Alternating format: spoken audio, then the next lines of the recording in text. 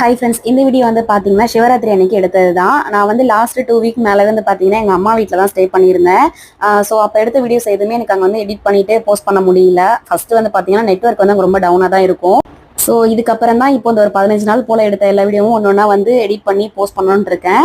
இந்த வீடியோ வந்து சிவராத்திரி அன்னைக்கு மார்னிங் வந்து எடுத்தது தான். எங்கள் அண்ணி வீட்டில் வந்து 4 கால பூஜைக்காக வந்து பூவெல்லாம் வாங்கியிருந்தாங்க. அது 2 பேர் நாங்கள் சேர்ந்து கட்டிட்டு இருந்தோம். கட்ட முடியாத பூவெல்லாம், அந்த காம்பு இல்லாத பூவெல்லாம் வந்து பார்த்தீங்கன்னா ஊசி நூல் வச்சு மாலை மாதிரி கோத்து வச்சுட்டேன். லாஸ்ட் டைம் வந்து பாத்தீங்கன்னா சிவராத்திரிக்கு வந்து எங்களோட குலதெய்வத்துக்கு போயிருந்தோம். மதுரைக்கு அந்த பக்கம் பாத்தீங்க அப்படின்னாலே சிவராத்திரிக்கு தான் வந்து பாத்தீங்கன்னா குலதெய்வத்துக்கு வந்து பெருசா வந்து படையல் பண்ணி நைட்டு ஃபுல்லா வந்து அபிஷேகம் எல்லாம் பண்ணிட்டே இருப்பாங்க. இந்த வருஷம் வந்து எங்களுக்கு குலதெய்வத்துக்கு போக முடியல. ஸோ இது வந்து அம்மா ஊர்ல இருக்க எங்க சிவன் கோயிலுக்கு தான் போயிருந்தோம். ஃபர்ஸ்ட் கால பூஜை முடிஞ்சதுக்கு அப்புறம் வந்து பாத்தீங்கன்னா அலங்காரம் பண்ணிட்டு சாமிக்கு வந்து நாங்க மாலை மாதிரி கோத்திருந்த பூ தான் போட்டிருந்தாங்க.